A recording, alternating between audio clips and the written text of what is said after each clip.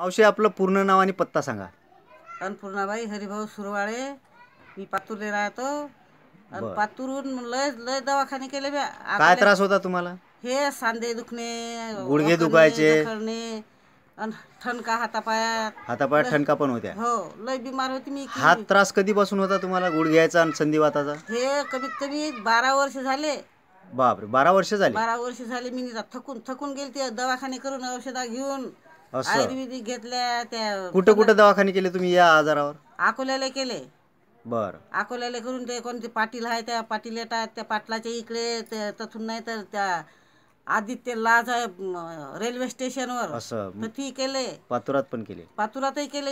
एक पातुरातला तर एक नाही सोडला मी, लहान मोठा. असं म्हणजे सर्व डॉक्टर बदलले गेले? सगळेच बदलले गेले. सरस औषध खाल्लं मी माझ्या शरीरात, म्हणजे एक पोतक भरलं शिंद्याचं. त्या गोळ्या औषधाचं? त्या गोळ्या औषधाचं. एवढ्या औषधे घेऊन काही फरक त्याच्यावर? काहीच फरक नव्हता. काहीच फरक पडला नाही? काहीच फरक नाही. म्हणून मग मी तुमच्या इकडे आली. म्हणलं आता तुमच्या ज्या मरो का वाचो असं निश्चय केलता. बरोबर. मग आता ह्या आपल्या धन्वंतरीच्या औषधीची माहिती तुम्हाला कोणी सांगितली मग शेवटी आता हे संतोष अवचारनं सांगितली आणि संतोष अवचारनं तुमची सांगितली.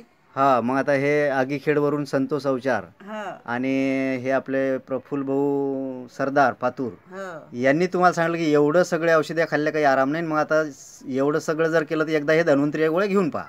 हो, तर तितक्या घेतल्यास ना मग. बरं. तर मग आता ह्या आपल्याकडच्या धन्वंतरीच्या कोणत्या कोणत्या कॅप्सूल चालू केल्या आहेत का आपल्याजवळ दाखवायला? आहेत ना आता, पण त्याचं नाव आता मला काय वाचता? हा, नाही पाहतो आम्ही. साहेब आजी आहे. हा, काय काय दिलं यांना? इम्युरिज दिलेले, ऑर्थोरिज दिलेले आणि कॅलरीज दिलेले. इम्युरिज, ऑर्थोरिज आणि कॅलरीज अशा 3 प्रकारच्या गोळ्या आपल्या चालू केल्या. किती दिवस झाले घेऊन हे गोळ्या? किती दिवस घेतल्या? कोर्स किती दिवस केला? 3 महिने कंटिन्यू केला. 3 महिन्याचा कंटिन्यू कोर्स केला? हो, आता बंद पाडलाय. बरं. आता दुखणं काही जाणवते का? आता जरा काहीतरी जाणवते. तसं वाटतं आणखीन घ्यावा एखादी. असं म्हणजे आता 3 महिन्यात तुम्हाला खूप जबरदस्त रिझल्ट आला. हो. आता हा गुडघे दुखणं आहे ते बंद झाला आता? हो, गुडघे दुखणं बंद झाली एकदम लगे. असं काहीतरी असं वाटते काय दुखते जरा असं काही, तर मग घ्या. आता पुढे आणखी एखादा महिना घेऊ आपण. अच्छा, म्हणजे 3 महिन्यात तुम्हाला आपल्या या गोळ्या 10-12 वर्षापासून जो रिझल्ट डॉक्टर कडून जमला नाही ते आपल्या 3 महिन्या कोर्स मध्ये पूर्णपणे आराम पडला. डॉक्टर लोक असे सांगत होते की लय बिमार आहात तर ते इतक्या लवकर बसणार नाही. हो, बरोबर. हे मला 3 महिन्यात बसलं. पण वा, 3 महिन्यात तुमचा आजार पूर्णपणे बरा झाला. तुम्हीच तर लोक सांगत जा की बसत नाही लवकर बसत नाही. 6 महिने लागतील, 12 महिने लागतील, पण 3 महिन्यात मला फरक पडला. 3 महिन्यात मस्त चांगला आराम पडला तुम्हाला. म्हणजे आता आजार काही जाणवत नाही? आता काहीच नाही जाणवत. आता सगळे काम करतो ना मी घरचे. आता कामधंदे करायला लागले? आता घरी कोणीच नाही, सून नाही, पोरग नाही. आता एकटीच मी घरी सगळे काम करतो. बरं. पहिले काही कामधंदे करताना त्रास व्हायचा? हो, लय.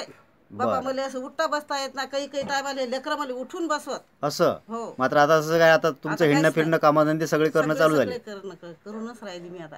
बरं, चालेल. मग आता या आपल्या धन्वंतरीच्या गोळ्याबद्दल तुमचं पूर्ण समाधान आहे? हो.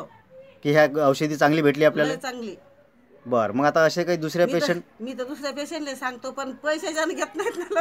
असं म्हणजे दुसऱ्या पेशंटसाठी तुमचा काय सल्ला आहे मग की ह्या गोळ्या घ्याव का लोकांनी? घ्या असं मला वाटते. आता मी तेराची पोरगा आलं त्याला मी गॅरंटी देऊन सांगितलं. त्या पोरानं आले म्हणे तू जाय पहिले आत्याच्या इकडे, त्या आत्याला विचार. म्हणजे आता तुम्ही दुसऱ्या लोकांना सुद्धा सांगायला लागले तुमचा अनुभव? हो, मी सांगूनच राहील.